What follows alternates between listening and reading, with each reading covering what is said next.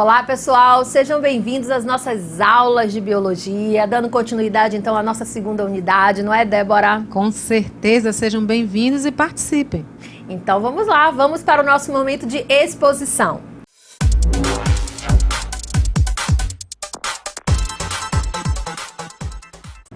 Então, queridos, sejam bem-vindos. Vamos retomar as nossas aulas de biologia da nossa segunda unidade. Tá todo mundo descansado, né? A CUT está aí fresquinha. Então, vá chegando, vá sentando. Vamos abrindo nosso caderno de biologia para a gente começar as nossas aulas da semana. 2 aulinhas de biologia. Nosso articulador de área, eu vou apresentar a nossa equipe de biologia, nosso articulador de área, o professor Márcio Assis, a equipe Pro Rosana, Pro Débora, professor Humberto, professor Yara e professora Graça Regina. Nas aulas de hoje, nós teremos Pro Rosana, Pro Débora. Mande sua pergunta, mande sua contribuição, sejam todos bem-vindos. Uma boa tarde a todos que estão aí, chegando, né? Já depois do recesso, mas já animadinho para a nossa aula de biologia, ok? Segunda unidade, dando continuidade então aos nossos conteúdos da terceira série. Não esqueçam, a nossa aula é a aula de número 4. Então já trabalhamos na aula 3 com as síndromes, já fizemos o cariótipo, recebi as imagens, viu? Vou colocar aqui na nossa aula de atividades, eu vou colocar aqui as imagens dos trabalhos de vocês. Recebi, está no fórum, muito bonito, adorei. Vocês realmente arrasaram aí nas atividades de biologia. Vi também nas redes sociais, curti bastante. Tanto eu quanto a professora Débora, quanto a professora Mônica também curtiu. Vocês viram lá?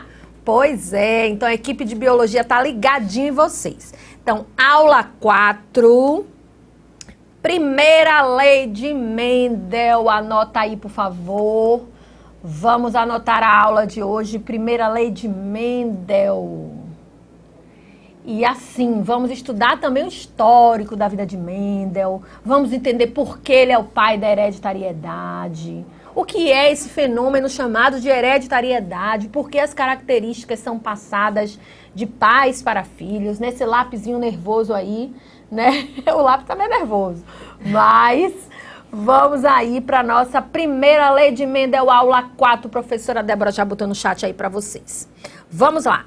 Os objetivos da nossa aula de hoje serão compreender a importância do material genético na fisiologia celular, hereditariedade na evolução, reconhecer que o processo meiótico contribui para a variabilidade genética das espécies, identificar o material genético como componente responsável da hereditariedade e vamos aplicar as leis de Mendel para explicar a transmissão e prever a manifestação de características dos seres vivos. Quando a gente fala em hereditariedade, a gente está falando só da espécie humana, a gente está falando de todo ser vivente, inclusive, né, com essa maquinaria hereditária chamada de DNA, ácido desoxirribonucleico. Então, se tem material genético, será passado ao longo das gerações.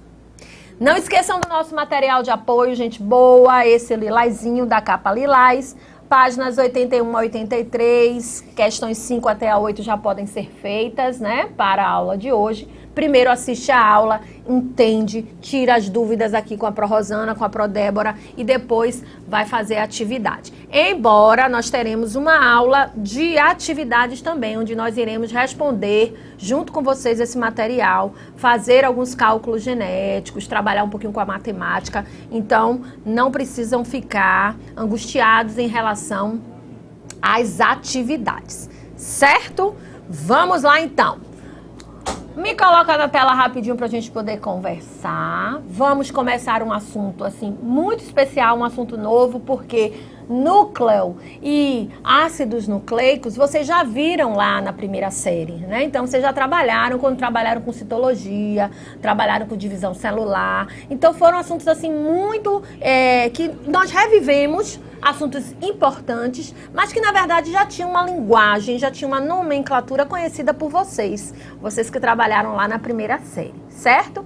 Então, agora nós vamos começar a trabalhar com a hereditariedade, com o pai da genética, então com aquele que foi o iniciador dos trabalhos da genética. Essa pessoa, ele era uma pessoa cientista, né? Todo cientista, ele é curioso. Se você que está aí sentadinho assistindo aula de biologia, você é uma pessoa curiosa, você é uma pessoa observadora, você gosta, né, de registrar as suas observações, significa que você tem uma grande veia científica, você poderá se tornar um cientista, é sim. Sabe por quê? Porque o cientista é uma pessoa que é observadora dos fenômenos naturais, ela percebe o ambiente à sua volta, ela vê mais, fala menos. Se você é assim, com certeza você tem uma veia científica muito grande. E Mendel, Gregor Mendel, ele era assim, ele tinha essa visão de mundo em relação às observações e às comparações dos fenômenos naturais. Então ele era um bom pesquisador em relação a isso. Apesar de ter uma vida super difícil, ele não teve uma vida fácil, né?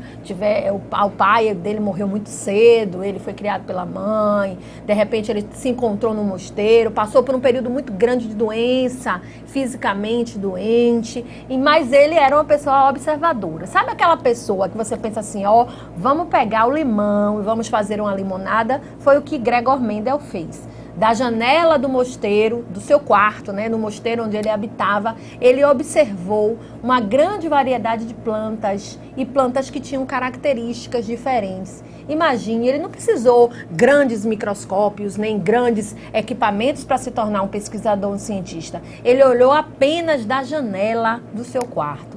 E aí ele começou a observar algumas características e fazer alguns testes com plantas. E aí é que veio a grande genialidade, que eu acredito assim que foi um grande passo da ciência, a descoberta da hereditariedade, né? Saber que nós temos um material genético e essas características nossas, elas são passadas de pais para filhos. Se vocês estão aí sentadinhos, o mediador, a mediadora está aí sentadinha, a Pró Rosana, a Pró Débora, o pessoal do estúdio, todo mundo tem por trás dessas características físicas que a gente está visualizando aqui, em se entreolhar. Eu adoro abrir a comunidade, porque a gente se olha, né, olho no olho, mas por trás a gente tem toda uma árvore de filogenética, né? Nós temos características que vieram lá do passado.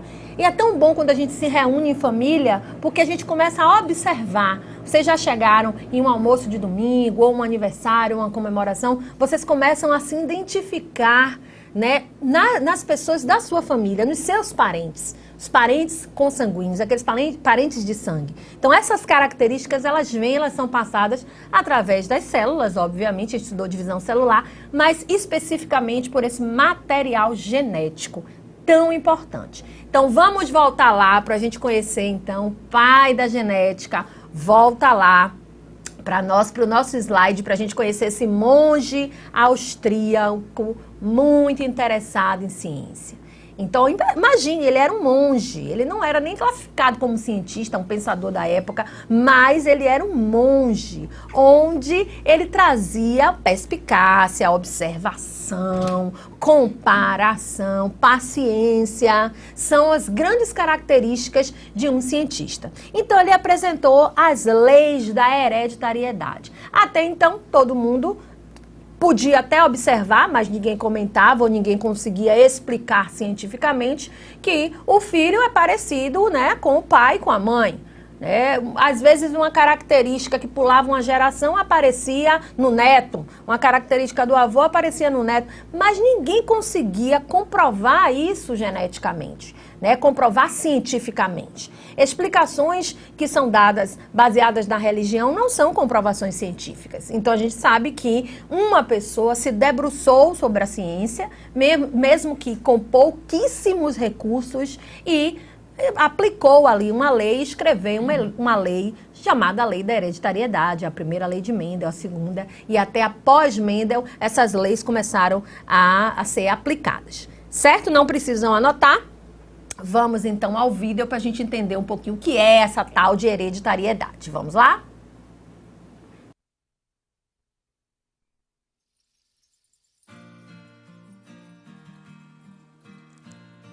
Hereditariedade. Lei de Mendel. Você sabe o que é isso?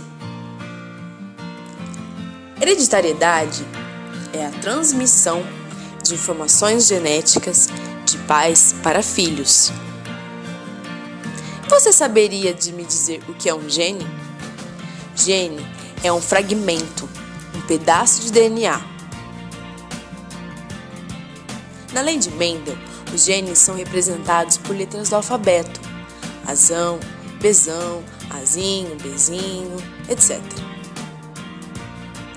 Agora que vocês já sabem o que é um gene, saberiam me dizer o que é um genótipo?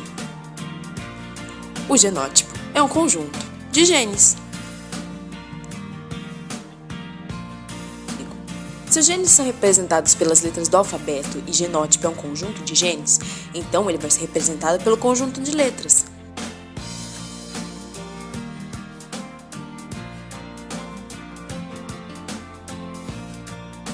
Repare que nesse genótipo, os genes que estão sendo mostrados são genes alelos. Você sabe o que é um gene alelo? Alelos são genes que estão localizados na mesma posição em um cromossomo e, consequentemente, estão relacionados com a mesma característica.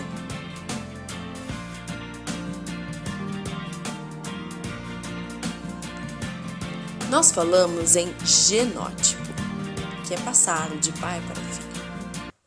Mas então, por que um irmão pode ser tão diferente do outro se forem criados em lugares distintos?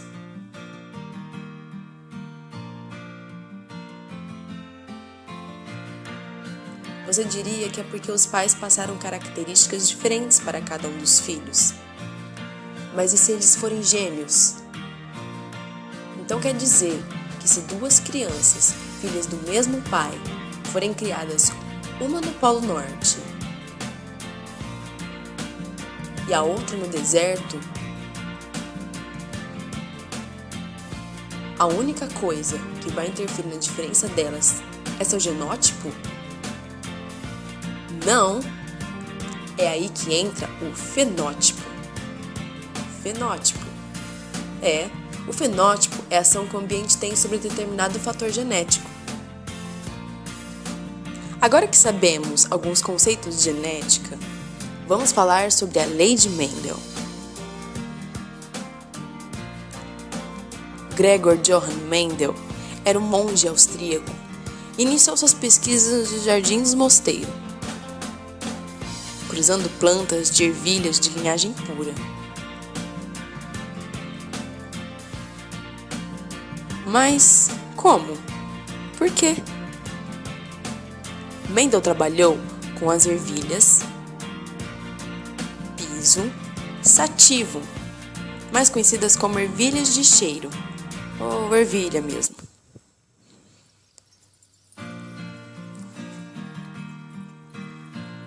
E por que ele usou essa planta e não outra ou algum tipo de animal?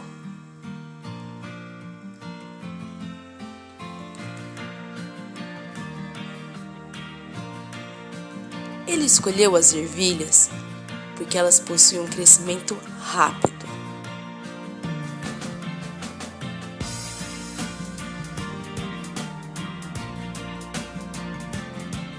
São de fácil cultivo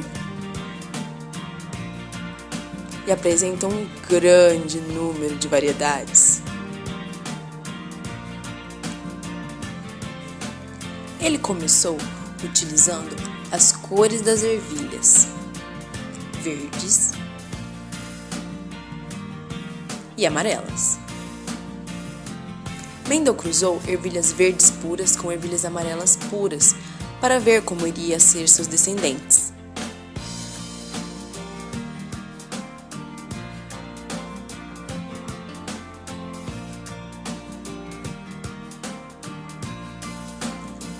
Quando ele cruzou essas duas linhagens, percebeu que toda a sua prole era amarela.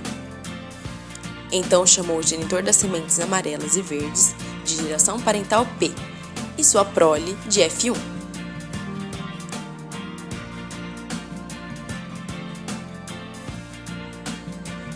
Então, Mendel cruzou as sementes da F1 entre si e obteve um resultado distinto. Chamou a segunda prole de F2.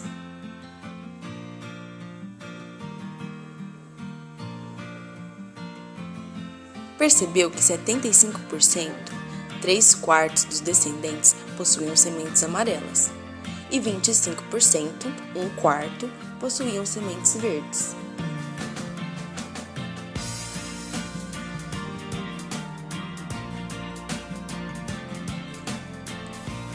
Mendel então concluiu que as sementes amarelas são dominantes sobre as sementes verdes. Mas o que isso quer dizer?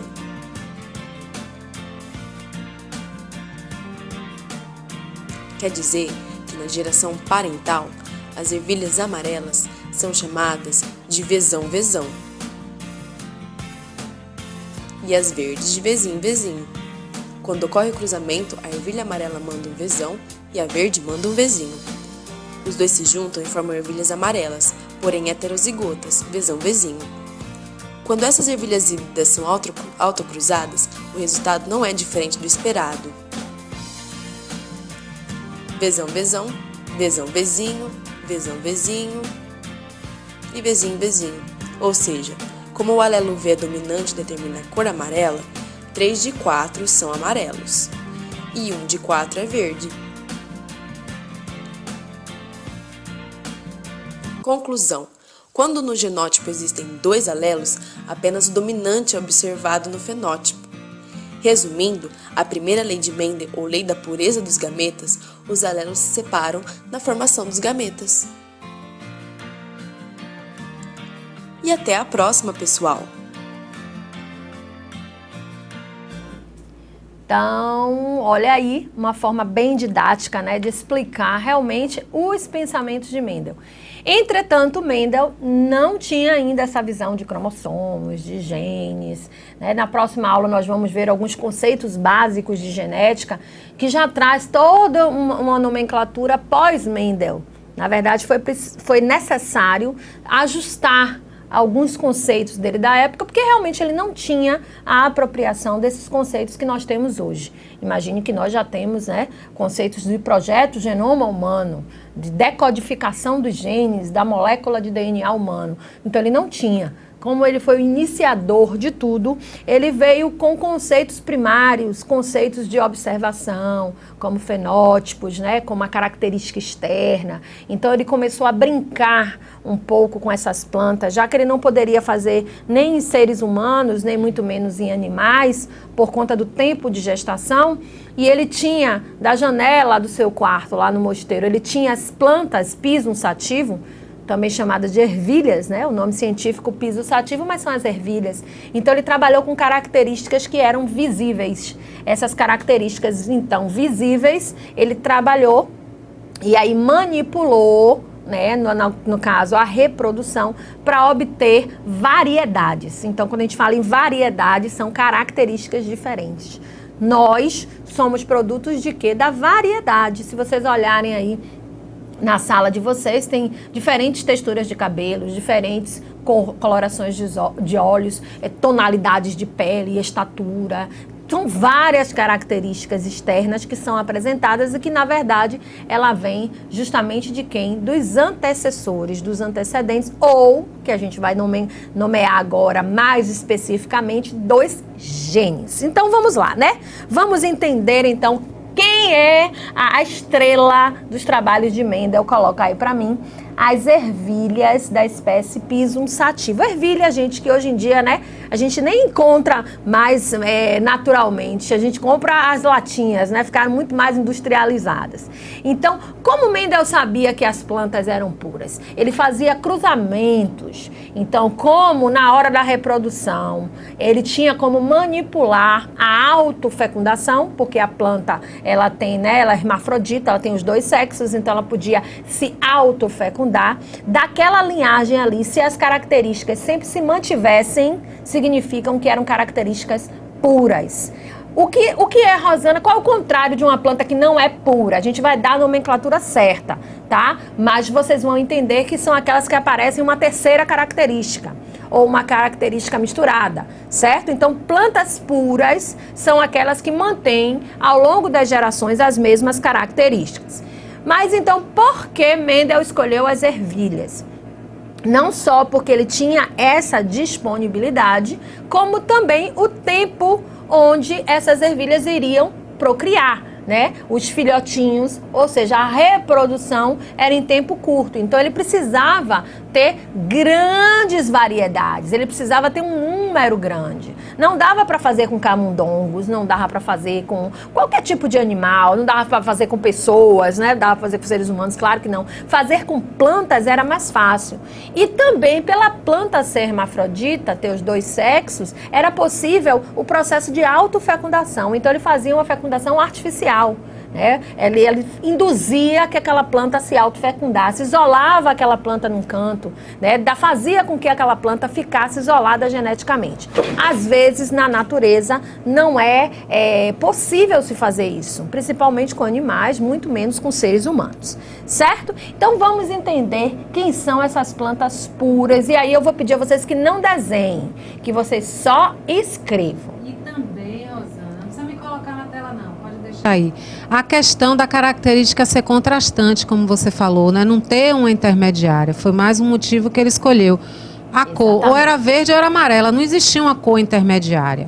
Né? Aí um outro momento é que existe até, né, como se estudar quando tem características com uma cor intermediária, com a característica intermediária. Exatamente. Tamanho da planta também, né, ou era alta ou era baixa. Sempre o contraste, gente, sempre. Ou um ou outro, não existia um meio termo. Planta alta, planta baixa, lisa ou rugosa, enfim. Exatamente. Então, por exemplo, de plantas que tinham na sua vargem, ele abria a vargem, tinha lá a sementinha, né, que é a ervilha verde, só nasciam plantas verdes. Por isso que o pessoal de Vila Brasil me perguntou o que é pura, Rosana. Pura é o quê? Qual é o sentido de pura? Pura, que sentido genético a gente vai entender lá na frente, mas é que tem apenas essa característica. Então, de plantas puras de semente verde, só nasciam plantas com a sementinha verde, certo? Com a ervilha verde. De amarelas, somente de amarelas. Então ele pegou primeiro duas puras, que a gente vai chamar de homozigotas. Ó, gente, agora vamos mudar um pouquinho a nossa nomenclatura. Nós estamos vindo da ecologia, onde a gente trabalhou com vários nomes, mas nomes bastante conhecidos. Agora a gente vai trabalhar com a nomenclatura específica da genética, tá bom? Então, plantas puras são chamadas de homozigotas, viu, Vila Brasil? Pessoal de Vila Brasil, atenção, são chamadas de homozigotas. Então, olha só, uma tem uma sementinha verde, né? Abriu a vargem, lá dentro as ervilhinhas verdes. Outras têm sementes amarelas. As verdes ele chamou de azinho. Outra estratégia que Mendel utilizou, já que ele não tinha conhecimentos genéticos profundos, a genética não existia, foi usar letras do alfabeto. Então, letras minúsculas, ele denominou de homozigotas puras verdes. Já as maiúsculas, azão, ele denominou de amarelas, tá? Agora, preste bem atenção, sabe por quê que a amarela é que é o azão? Porque quando se cruzou uma planta verde, ó, de semente verde, com uma planta de semente amarela, a primeira geração veio amarela. Então ele chamou essa geração de dominante. Para a característica verde e amarela, nós temos a amarela como dominante. Por quê, Rosana? Porque quando eu cruzei uma verde com uma amarela, os filhos F1, ó, aqui são pédios parentais, né? Os primeiros a serem cruzados. A primeira geração já manipulada, ele já não deixou mais no ambiente misturado com os outros, para não correr o risco de haver uma fecundação cruzada, né? E o que ele fez? Ele já separou na estufa, já deixou lá. Então, proveniente de azinho com azão, nós teríamos em primeiro momento, a primeira geração, quando ele abriu a vargem, estava lá as sementinhas amarelas, as ervilhas amarelas. Então, ele chamou de dominante. Por quê? Porque amarelo com verde, o amarelo foi dominante sobre a coloração verde. Rosana, isso aí é por causa da cor? É por causa da troca de cores, da paleta de cores? Não, é uma questão genética, onde ele denominou par, azinho, azinho, porque você recebe sempre, né, metade dos genes do seu pai, metade da mãe, então ele tem que ser o par. Nós somos formados pelos pares de genes, isso é que decodifica as nossas características. E o azão, que é a amarela, que foi dominante. Mas por que ele chamou a amarela de azão, de dominante, né? Botou a letra maiúscula? Porque na primeira geração, aqui apareceu, já foi amarela, certo? Alguém vai desenhar isso aí? Não, vai colocar P, azinho, azinho, X, azão. Primeira geração, F1, azão, azinho. Um azão vem de uma planta, um azinho vem da outra planta, certo? É assim que se formam os pares de genes. Metade das características do nosso pai, metade das características da nossa mãe. Não é assim que se dá a reprodução sexuada. A reprodução sexuada é oriunda da união dos gametas. E os gametas, como a gente estudou lá na divisão celular, os gametas, eles se unem para formar o ovozigoto, então é a união de metade dos genes do pai com metade dos genes da mãe, tá certo? Então, um azão de um azinho do outro. Ok? Todo mundo já anotou? Vamos lá, que temos mais coisa para ver. Ó. Todas as plantas que nasceram do cruzamento de plantas puras homozigotas, 100% tiveram as sementes amarelas, as suas sementinhas da ervilha amarela. Parece besteira, não é? Mas isso é um passo genético gigante para a gente entender futuramente, né? Agora, no século 21, nós podemos entender como é que a genética se processa. Ah, Rosana, mas aquela criança não parece nem com o pai, nem com a mãe. Olha, ela tem um olho verde, ou ela tem um cabelo com a textura lisa, ou essa criança é alta. Vá lá na família desse pai, vá lá na família dessa mãe, que você vai entender, você vai ver o traço ali naquela família, que às vezes não apareceu esse tracinho no parental, que a gente vai chamar de gene, né? Não apareceu, pulou a geração, apareceu no filho, no neto. Aí a gente entende a genética, ok? Vamos seguir então.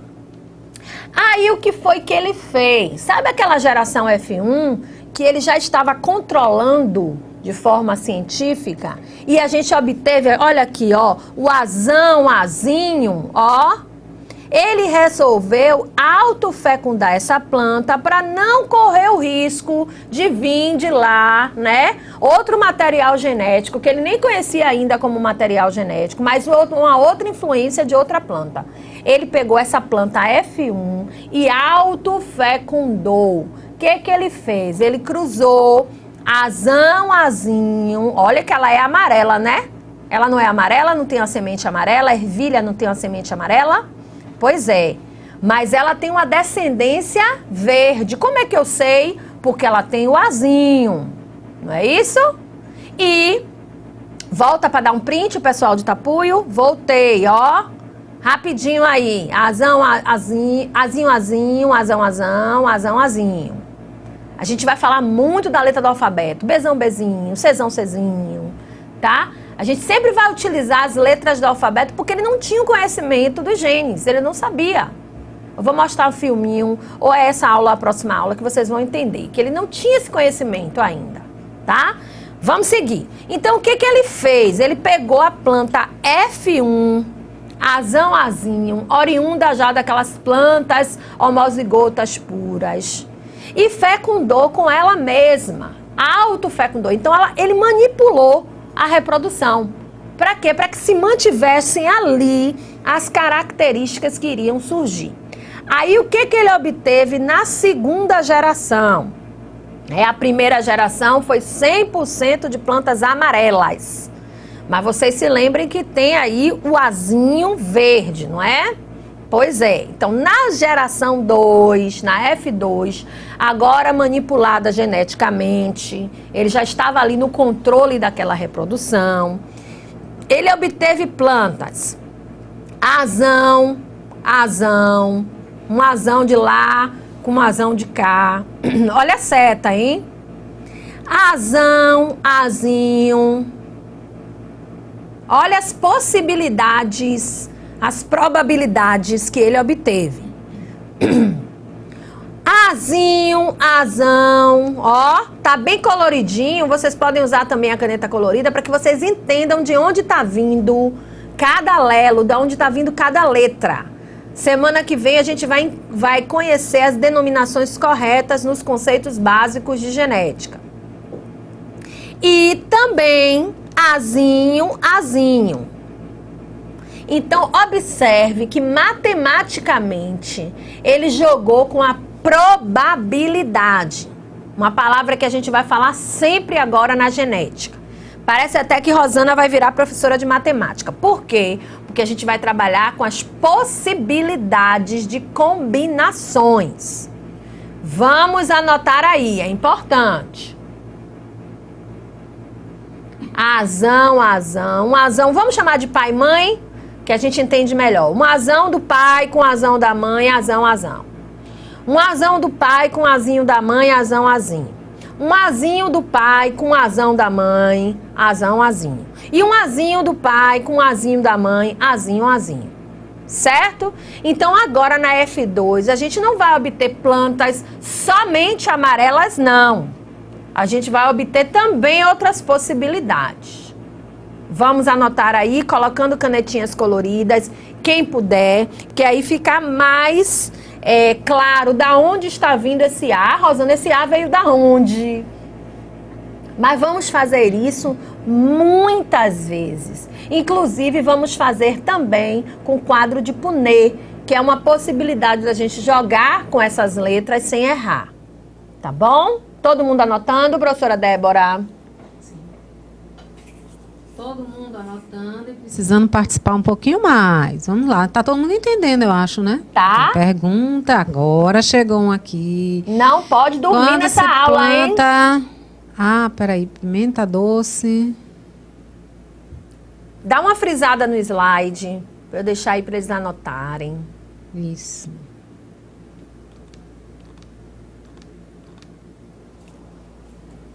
Deixa frisadinho aí, até eles conseguirem encontrar as certas. Eu não entendi direito, né? Mas tá aqui. Quando se planta uma pimenta doce junto com a pimenta ardilosa, a pimenta doce se torna ardilosa, tem que ver qual das duas é a dominante. Exatamente. A relação de dominância entre elas, né? Do cruzamento.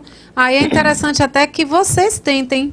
Né? Agora tem uma coisa importante. A gente não pode infringir o conceito de espécie. Sim, sim. Né? Sim, a gente exatamente. não pode, só porque é planta, é a gente não pode, né? A pimenteira, eu acho que ela tem uma variedade grande. Grande. Né? Então a gente não pode infringir o conceito de espécie. Agora, se na espécie existe a variedade mais doce. Mais doce, mais ardilosa. Mais ardilosa. Aí vocês vão testar. Em casa mesmo vocês podem fazer dar uma de Mendel. Vocês vão trabalhar como Mendel. Aí em casa mesmo vocês podem testar. O que é dominante? O sabor, né? Ser mais picante, ser mais ardido ou a docinha? Vocês vão, né, testar Se isso. É que tem pimenta doce, eu fiquei curiosa. Não, eu acho que pra mim é menos doce. É aquela pimenta que não arde. É a biquinho. Eu adoro aquela pimenta. Mas se for a biquinho com a... Malagueta? Malagueta não serve. São espécies diferentes. Que são espécies diferentes. Se essa é a pergunta, por isso que eu disse, eu não tô entendendo, porque não dá pra ver se é a mesma espécie, Exatamente. Né? Tem também o pessoal de Iambupe que perguntou, como saber diferenciar o azão do azão-azinho, se todas saíram amarelas? Exatamente. A gente vai entender depois, lá na frente. O azão-azão, ele é completamente dominante. Ele recebeu um azão do pai e um azão da mãe. Agora, o azão-azinho, sabe o que significa, pessoal de Iambupe? Que ele tem a característica amarela, que é o fenótipo, que é o que a gente está vendo, mas ele traz a descendência do verde. Então, lá na frente, a depender com quem essa planta cruze, poderá nascer também verde, como é o caso aqui agora. Pode soltar o slide para a gente ver. Pode soltar isso. Desse cruzamento que vocês estavam fazendo aí, preste atenção, tá vendo essas setinhas? Todo mundo aí com as setinhas, né? Observe que das quatro possibilidades, usando a matemática, as 4 possibilidades, 3 foram amarelas e apenas uma possibilidade verde. Então, pessoal de Iambumpe, em algum momento, o azinho do pai, né, se encontrou com o azinho da mãe e nasceu uma planta verde. Então, eu não posso dizer, Iambumpe, que dos azinhos sempre vai nascer amarela. Não, pode vir a outra característica, que a gente vai chamar de recessiva. Certo? Agora, eu posso dizer, Iambumpe, que sempre quando for azão com azão, 100% serão amarelas. É assim que você vai testar a pureza daquela característica. O pessoal aí da pimenta que falou vai testar a pureza da característica assim, cruzando sempre ou autofecundando ou cruzando com a mesma, sempre para ver se vai nascer sempre os filhotes, né? Irão nascer com aquela característica. Aí você determina a pureza daquela característica. Tem uma outra pergunta aqui, se você quiser ir passando enquanto eles vão. No caso das frutas sem caroço, tem a ver com a primeira lei de Mendel ou não? Não. Existem frutas que já vencem o caroço naturalmente. A banana mesmo não tem caroço, não sei se é essa a ideia ou quer falar de semente. Mas existem, por exemplo, uvas sem caroço, né? Sem a melancia, que são geneticamente modificadas pela engenharia genética. Mas que também na natureza pode acontecer o acaso. Por uma mutação, a uva vir, não estou dizendo que as que estão aí é disso. Pode acontecer das primeiras uvas terem vindo sem semente, sem caroço, por uma questão de modificação natural. Mas o que a gente está vivenciando agora, a tangerina, né? Tem algumas que... A laranja com características mais doces, com menos caroço. Gente, a gente vai chegar lá. Na verdade, com Mendel, abriu a porta para que o homem pudesse realmente manipular a espécie, né? Manipular as características da espécie. Então a gente vai ter uma aula sobre engenharia genética, que a gente vai ver que hoje em dia existem tantas possibilidades, existem tantas características que podem ser modificadas. Inclusive, já estão se evoluindo até na espécie humana, né? Nas clínicas de fertilização é possível escolher até o sexo do bebê. Então a gente vai ver lá na frente. Nada como na agricultura não se iriam mexer? Claro que sim. Vai mexer e vai trazer variedades mais resistentes, variedades mais doces, variedades com mais teor de vitaminas. A gente vai chegar lá, tá bom? Mas estamos ainda no princípio com Mendel. Então, 75% amarela, 25% verde, a característica da cor da semente na ervilha. Vamos seguir? Vamos lá, eu quero todo mundo confiante de que está entendendo esse cruzamento. Mas tem uma forma mais fácil. Aí, eu trago para vocês, para quem ficou achando assim, ó, poxa, Rosana, dá para me colocar no cantinho? Para quem ficou achando assim, ó, poxa, Rosana, esse negócio dessa seta ficou horrível para mim, porque eu não tô conseguindo visualizar e eu não tenho caneta colorida. Tem sempre assim, né? Os meninos não têm caneta colorida, só tem lápis ou caneta. As meninas que têm canetinha colorida. Então, ficou uma confusão. Então, para que vocês não reclamem, nós trouxemos o quadro de Punnett. O quadro de Punnett é uma forma mais fácil de você colocar o cruzamento. É pós-Mendel, tá, gente? Observe que já é pós-Mendel, já é uma genética mendeliana lá pra frente, mas que você consegue visualizar melhor o seu cruzamento sem estar fazendo as setas, sem estar fazendo esse joguinho, tá? Então, vamos repetir o mesmo cruzamento do slide anterior, que foram de duas plantas azinho, amarela com a característica, né, lá guardadinha verde, só que dentro do quadro. Esse quadro, ele parece até um joguinho da velha. Então, presta bem atenção. Eu vou colocar aqui na coluna, né, na vertical, eu vou colocar o azinho. Lá em cima, eu vou colocar na horizontal o azinho, que é o mesmo que a gente fez no slide anterior. E aí, eu vou dividir esse quadro em 4 quadrados.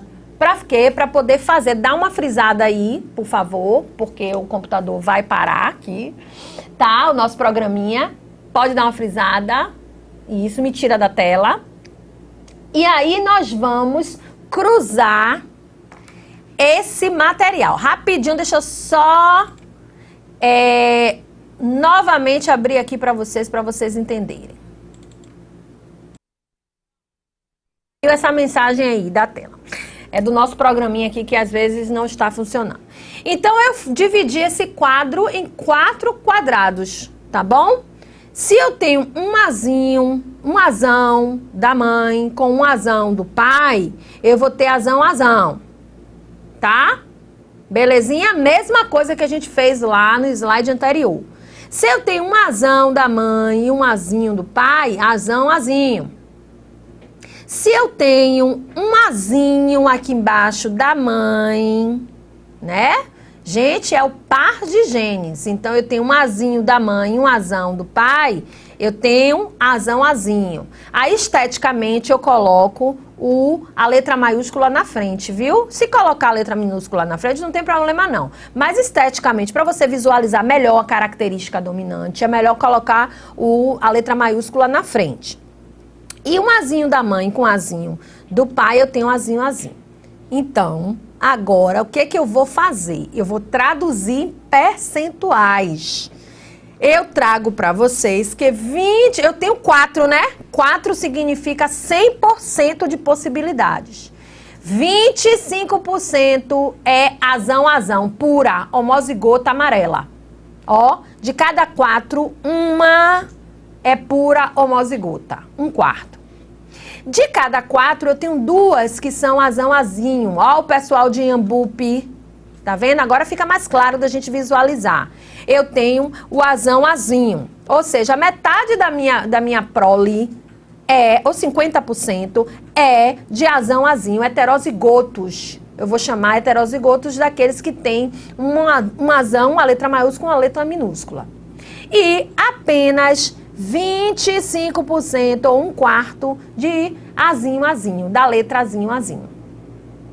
Vamos anotar que é importante, frisa o slide para não dar problema.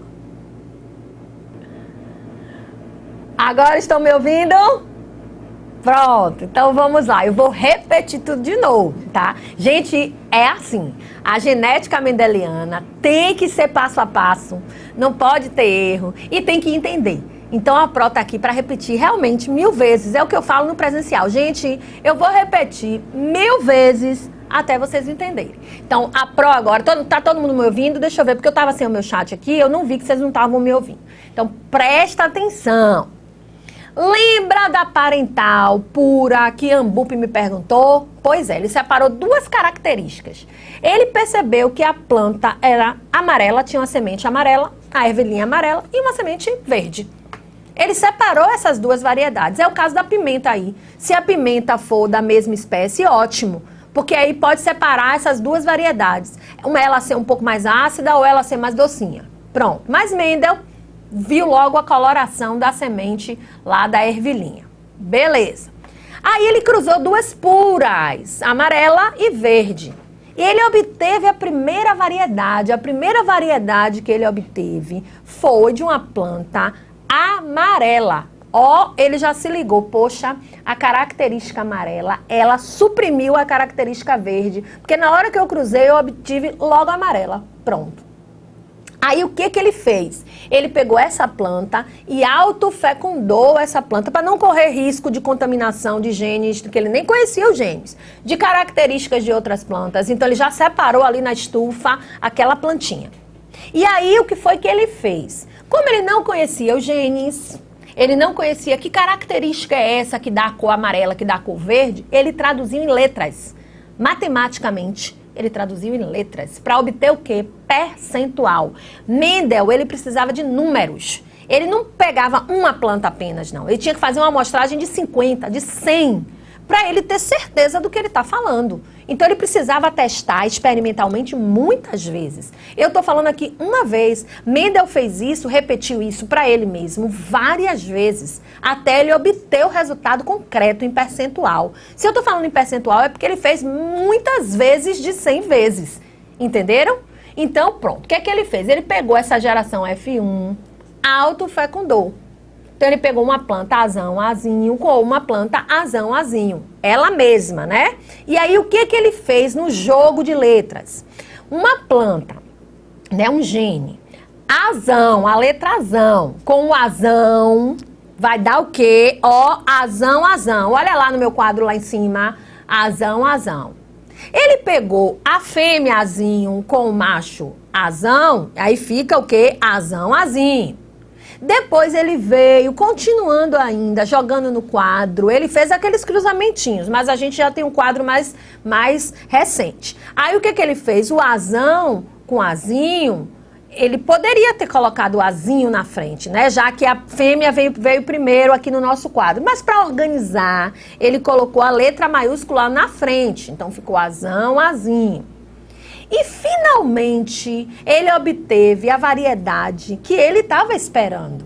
Quando é que a característica verde iria aparecer? Então, quando um parental do ácio azinho, o outro parental do ácio azinho. Então, o azinho, azinho, que aí é um percentual pequeno, um quarto, mais apareceu. Então, Rosana, de sementes amarelas podem nascer sementes verdes?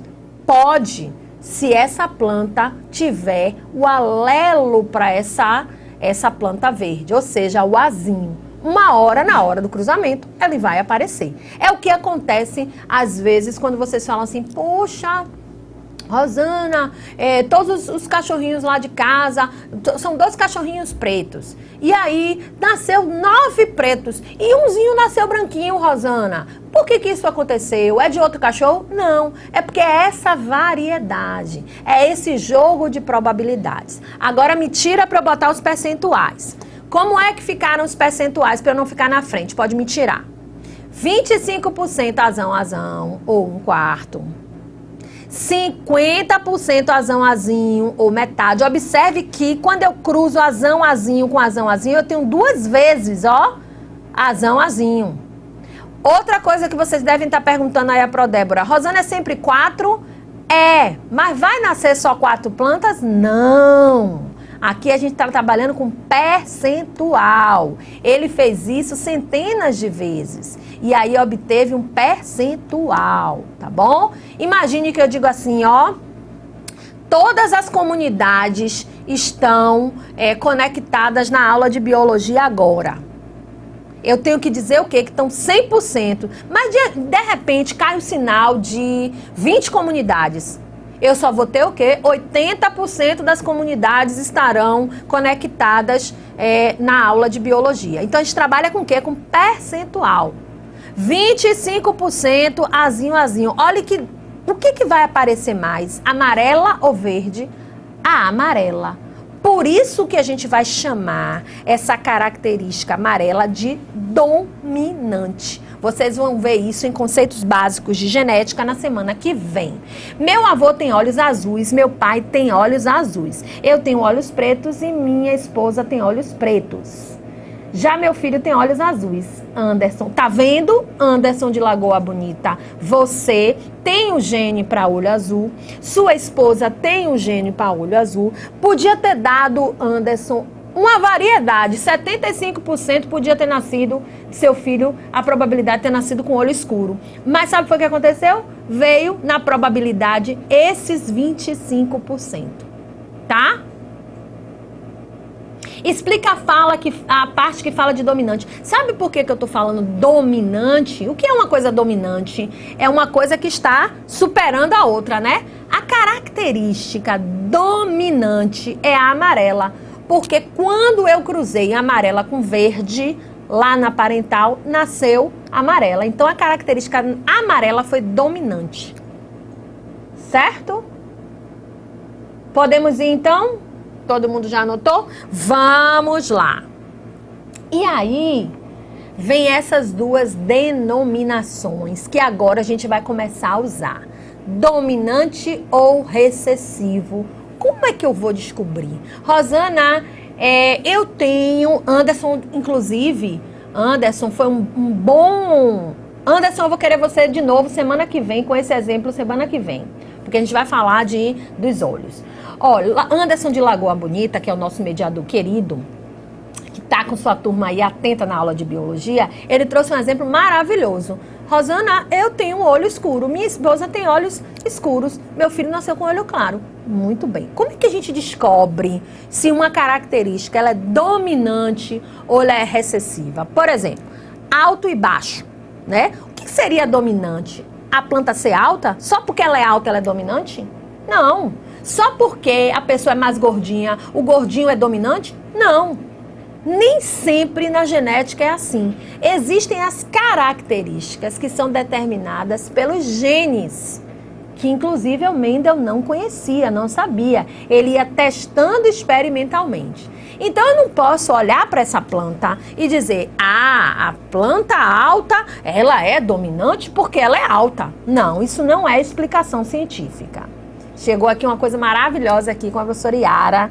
Inclusive, a professora Yara está perguntando se vocês aprenderam realmente lá divisão celular, aprenderam genes, porque ela disse que quer cobrar de vocês, viu?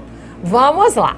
Então, pronto. Como é que eu descubro se uma planta é dominante, recessiva, se uma característica em mim? Por exemplo, eu sou muito falante. Deixa eu ver. Meu filho já não é tão falante assim. Então, essa característica minha, será que ela é dominante ou recessiva? Eu tenho que descobrir isso aí. Não é porque eu sou muito falante que essa característica vai ser dominante. Não é isso. Não é quem se sobrepõe, a característica que se sobrepõe. E sim a que geneticamente está determinada. Então, o que eu faço? Olha lá. Eu pego duas plantas, por exemplo. Já que eu estou achando que alta é dominante, eu pego duas plantas altas e faço o cruzamento. E vou ali testando a F1, F1, F1. Mas é uma vez só? Não, são várias vezes. Se essa planta eu obtiver, né, a característica alta, aparecer em alguma geração a planta baixa, aí é que eu vou chamar da característica baixa de recessiva. Vocês entendem? Pois é, se eu tivesse cruzando, aqui fosse ao contrário, eu tivesse cruzando somente plantinhas baixas, não iria nascer nunca uma planta alta, porque a baixa é recessiva. Agora, se eu tivesse cruzando somente plantas baixas, baixas, baixas, e em alguma F1 nascesse uma planta alta, a característica baixa seria a dominante. Nesse caso aqui, eu não gosto nem de usar esse exemplo de alto e baixo, que fica parecendo que o alto é dominante porque ele é alto. Não, é porque foi testado, foi cruzado, e de plantas altas, nasceram o quê? Plantas altas e um percentual pequeno, que a gente vai chamar de 25% de plantas baixas. Então, quem são os parentais aqui? Vamos ver? Bzão, Bzinho, Bzão, Bzinho. Observe que eu mudei a letra agora. É o caso do nosso mediador Anderson, de Lagoa Bonita. Ele e a esposa são, tem uma característica igual, mas traz um alelo recessivo. Ou seja, traz uma letrinha minúscula, A característica é o quê? De Anderson, o olho escuro. A esposa linda dele, o olho escuro.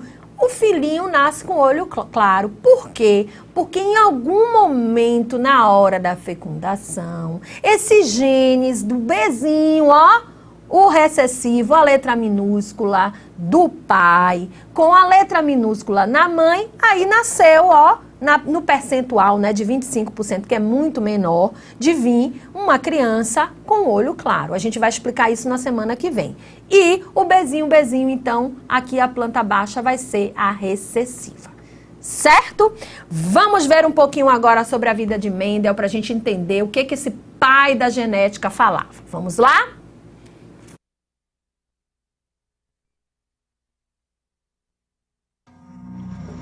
Eu sou Ken Campbell e estou aqui no meu barracão com toda essa parafernália para recriar uma experiência que mudou o mundo.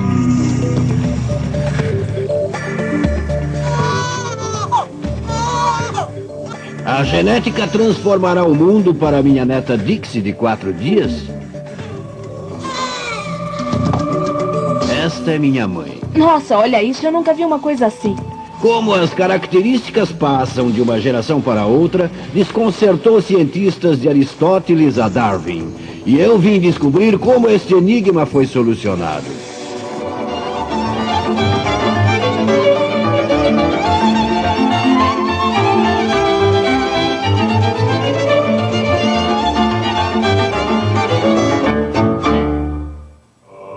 Esta é a história do pai da genética, um neurótico monge da Morávia chamado Gregor Mendel. 6 experiências que mudaram o mundo. Mendel e a ervilha.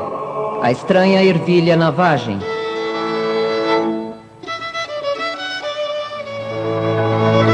Johann Gregor Mendel, que resolveu o mistério da hereditariedade, nasceu nesta casa em 1822. É uma vila pouco conhecida chamada Inchitza, hoje na República Tcheca. O pai de Mendel era um camponês que cultivava principalmente frutas. A família era pobre e dependente das árvores para sua manutenção e sustento. Aprender como reproduzir e cultivar era essencial para a sobrevivência. Mais tarde, isso seria a pedra angular do trabalho científico de Mendel. Mendel foi uma criança extremamente brilhante que pressionava muito seus pais. Eles economizaram muito e queriam mandá-lo a uma boa escola, mas o dinheiro era uma preocupação constante. E Mendel, sendo um jovem sensível, sentia todo esse esforço. Ele ficou doente 3 vezes e teve de voltar para casa para se recuperar. E parecia óbvio que essas doenças eram psicológicas, eram doenças nervosas. E acho que quando ele estava morando longe de casa e estudando, ele sentiu uma grande vontade de retornar. Ele deve ter sido uma pessoa muito teimosa e, apesar da distância, ele acabou optando por si e continuou com suas próprias ambições. No final da adolescência, um desastre atingiu Mendel. Seu pai ficou aleijado em um acidente na fazenda. A tradição exigia que os filhos assumissem o lugar do pai, mas o jovem tinha uma saúde muito delicada para tomar conta de uma fazenda. Em vez disso, ele tomou uma decisão profética. Foi assim que ele a colocou. É impossível para mim resistir a tal esforço por mais tempo. Sou obrigado a entrar em um estágio de vida que me libertará de um esforço muito penoso para a sobrevivência. Pedi e fui aceito no mosteiro agostiniano de St. Thomas, em Brno.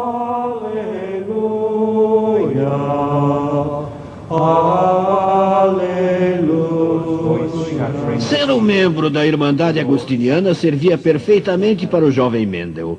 A ordem encorajava seus membros a se educarem na ciência e na tecnologia. A comida e o abrigo estavam garantidos, e a vida calma e contemplativa combinava com a personalidade de Mendel.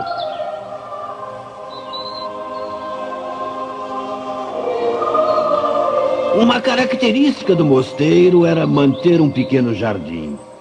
Ali havia pouco mais de uma coleção de poucas flores da Morávia, mas isso transformaria a vida de Mendel.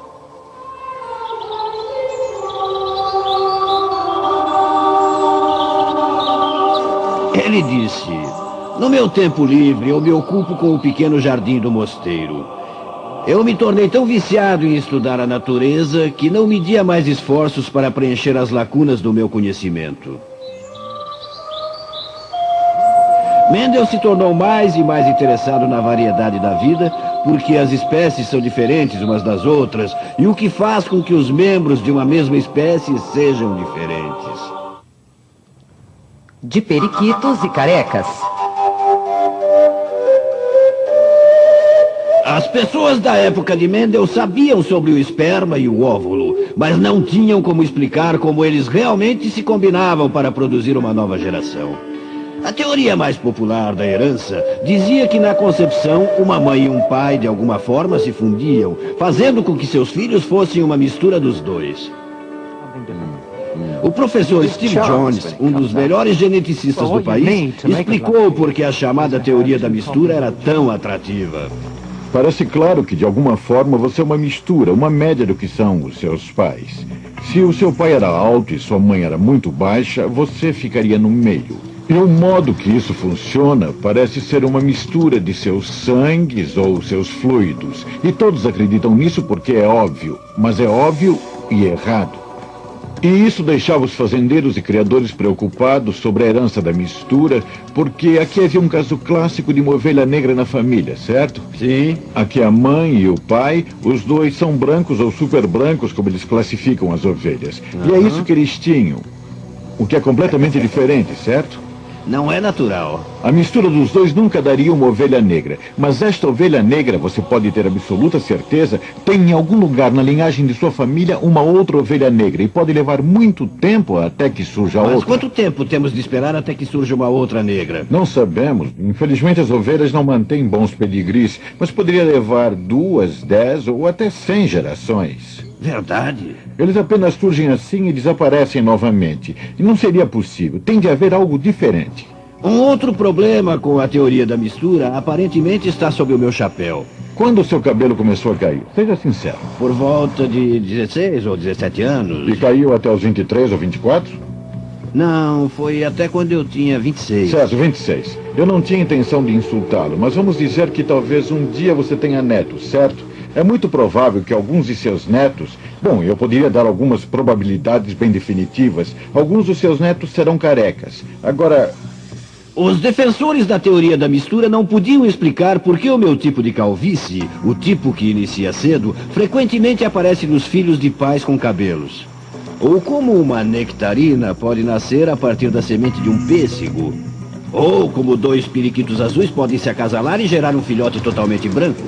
Isso matou a ideia da mistura, essas alterações de características, o modo pelo qual os pais podem gerar filhos que não sejam como eles mesmos, mas como antigo ancestral. Algo mais estava acontecendo e precisávamos de um gênio para descobrir. E esse gênio era Mendel.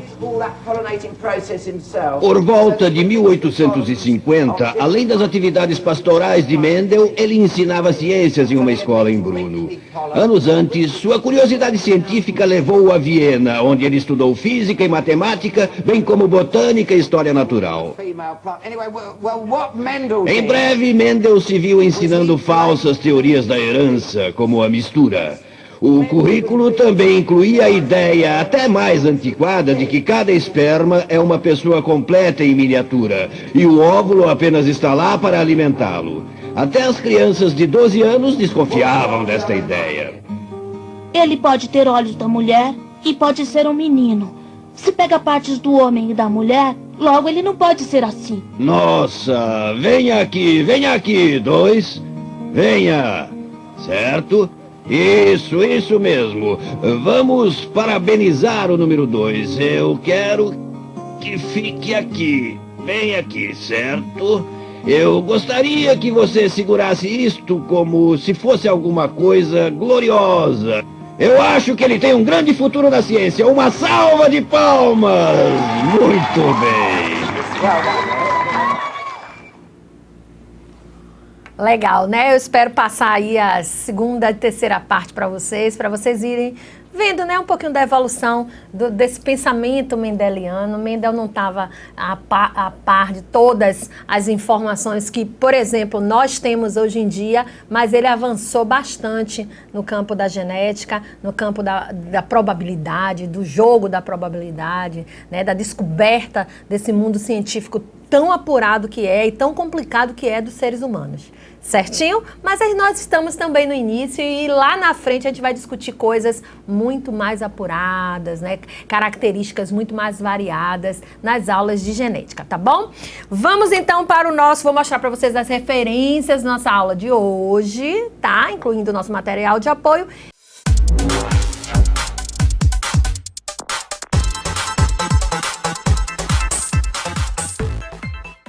Vamos lá, que aula maravilhosa, hein? Diga-se de passagem.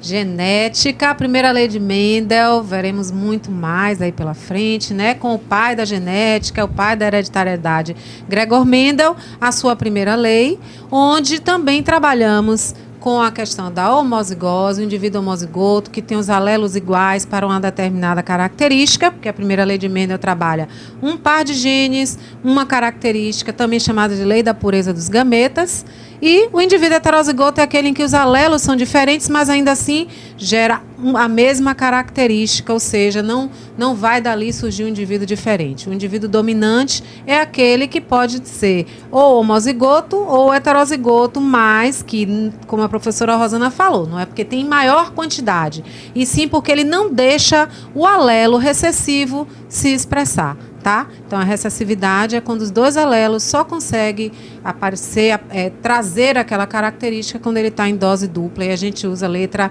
minúscula para isso, não é mesmo, para Rosana? Exatamente. Então, na semana que vem, na próxima aula, nós iremos colocar no papel todas essas denominações para não esquecer, tá bom? Genética, a gente vai caminhando passo a passo, a gente vai definindo os conceitos e fazendo as traduções de todos os problemas genéticos, não é, Débora? Com certeza. Esperamos vocês, hein, na próxima. Com certeza. Então, semana que vem estaremos de volta com mais aula de biologia. Um beijo grande a todos vocês. Tchau, tchau. Um beijão. Tchau.